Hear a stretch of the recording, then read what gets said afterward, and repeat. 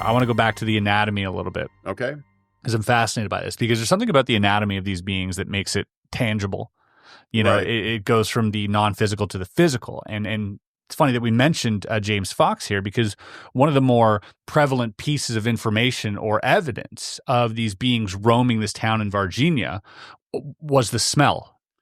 Yes. The smell which you've talked about in communion, this smell of sulfur or burnt cardboard or ammoniac. It's like this very distinct, potent, putrid smell that engulfed this tiny town that you had with your interaction. That was also mentioned by this molecular biologist. Right. And he actually had the science behind it.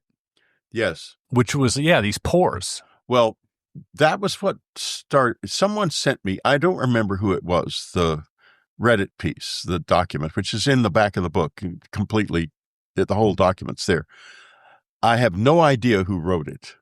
I have to admit that I'm no good at the internet, and I didn't find it myself. Someone sent me a link saying this, you might be interested in this, and that was true.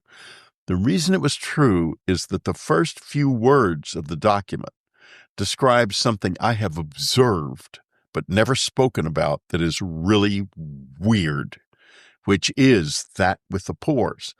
The document describes the fact that they exude waste through pores in their skin, and it mentions the odor of ammonia. And, if they have aesthetics at all, they're very different from ours. Let's put it that way. They ain't pretty. And I hate to say that, but, and I probably piss them off, but it's the truth. You think so? You think they'd be offended? I've already done that. Yes, is the answer. Anyway, when I read that, I thought, my God, I saw that. I know that. I saw that. I saw it in my front yard. What happened was one morning, I got up. It was just, I get up early, and I wasn't expecting to see them, but as I was walking past the windows in the cabin, looking out over the front yard, there were 3 of them standing there up near some trees. And I thought, oh my God. I was trying to kind of tame them at the time. Like, I felt they were very bird-like. They would disappear when you got near them.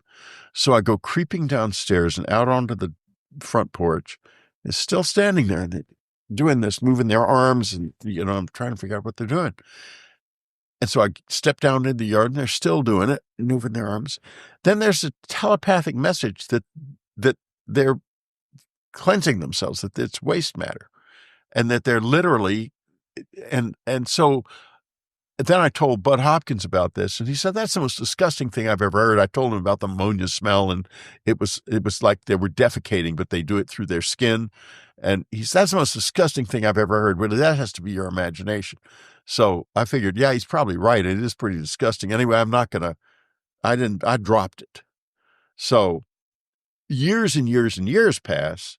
I pick up the Reddit document, and the first paragraph is that described exactly. So I knew the document had some substance. It is not perfect genetically. The genetics in the document, I've had a number of 2 geneticists look at it, and they say the man obviously is a biologist, but their impression was either that he's talking about genetics that are very different, which he is, or that he's probably retired and not completely up on the science as it is now. I see. But nevertheless, in substance, the document is authentic in that sense. And to my mind, it's very authentic because I'm the only person. Bud died, and no, he never said that to anybody. He never wanted to discuss it again. Yeah. So, and then we heard about it during the Virginia case. Well, I mean, obviously this come up. I think even but we didn't hear the idea the of excretory the exuding, system. Yeah, exactly, anywhere. No, just the smells in the Virginia case. The smells, and that there was slime. They were oily. They are. A little oily and slimy. Well, I have to admit that they're not, it's complicated. They're not loathsome. They're beautiful in a way. Some guys from Bright Pat, I was doing a book signing in Dayton years and years ago. And a couple of, I guess there were Air Force people from Bright Pat came out. They weren't in uniform, and they showed me a photograph. This is before digital photography. It's a Kodak of 3 of them standing under a tree in a neighborhood. No way. Yeah. This chalk white light coming down and lighting the top of the tree. And they were so graceful looking. They looked like little ballet dancers. And that's how they are. They're very, very graceful. And I said, can I keep this? And they said, no, we just wanted you to know you're on the right track. So. How strange. Listen. Do you ever feel like that might have been some type of like way to, because obviously people are going to say, well, maybe they just showed you some false information to keep you. No, it was a photograph. You feel like it was authentic. Well, in those days, making a Kodak, why would they go to that trouble? Yeah, I don't know. I mean, maybe they were just trying to encourage me and it was fake. I can't say that for sure. Sure. But it didn't look fake. Not at all. Yeah. And so their skin has this quality, which has these thousands of pores, these tiny little pores. Yeah. But it's also smooth. Their legs are, I've touched the legs of the lady on the cover of Communion, or at least I think it was her. They're not necessarily say for sure. I can tell them apart, but there's a definite beauty there. You just have to get past the fact that they're radically different from us. Their odors, their gestalt, their body feel and everything. Their movements are completely different from us. Their hands are very disturbing to be touched by, et cetera, et cetera, et cetera. But they are there physically. He'd mentioned their hands their fingerprints were more like concentric circles in this document. It said that in the document? Mm-hmm. I didn't remember that, and I've never seen I probably didn't bother with that because I've never seen their fingerprints. Yeah, so that wasn't hard to notice. Yeah, it wasn't something I would have brought up. But they said creaseless as well. Their skin was like free of any creases, obviously at their at their joints, but other than that, there was no wrinkles. Well, the lady, I remember her as looking old. Oh. I asked her at one point, "Are you old?" And she said, "I'm old." What do you think she meant by "I'm old"? I wondered about that. Did she mean I'm 80 or 80,000? I mean, you don't know. You don't know. And when she says when they say I, we assume that's the individual you're looking at talking to you. Right. But it's not. It's the whole mind. Like one time she said to me, "I created you." And I thought at the time, how did she create me? I thought my mother and daddy created me.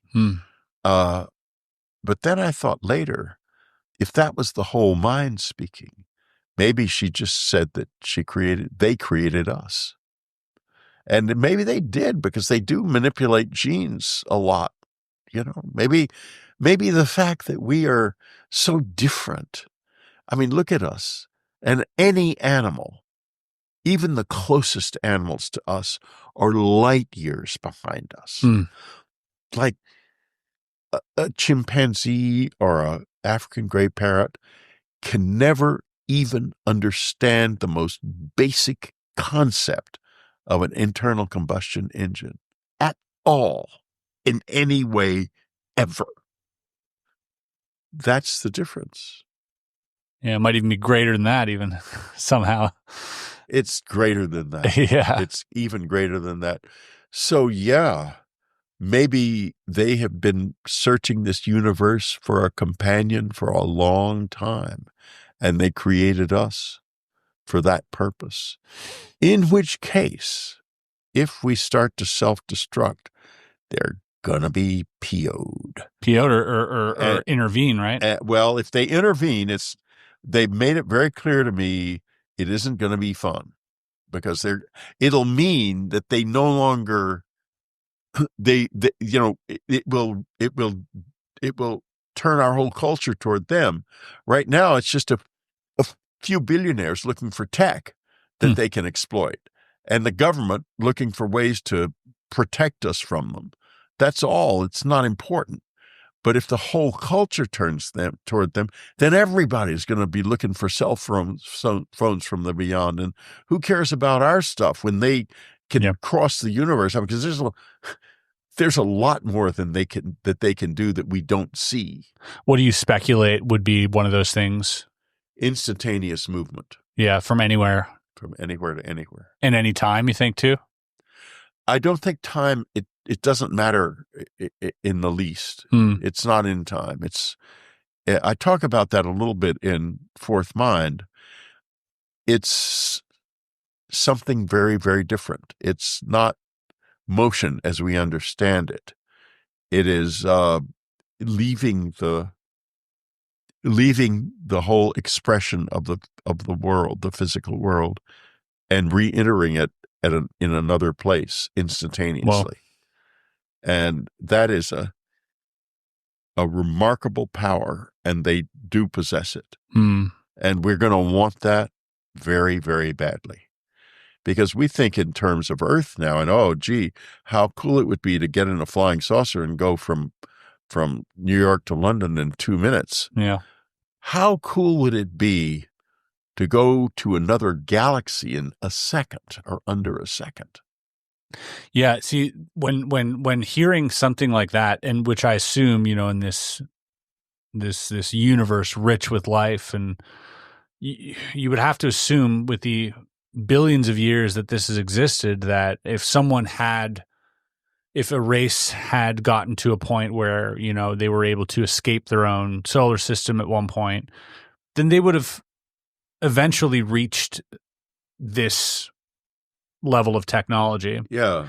And if they did that, my brain always comes back to this, is that if I wanted to sustain life outside of Earth, right, and prolong or even just spread the seed of mankind throughout the stars, right? I wouldn't do so by living in a dome on Mars, right? No. I would probably visit planets that already had some semblance of life and inject my own DNA into it. Yeah. Therefore, I could just monitor them and they can live happily on their planet, and it's still spreading my seed across the universe.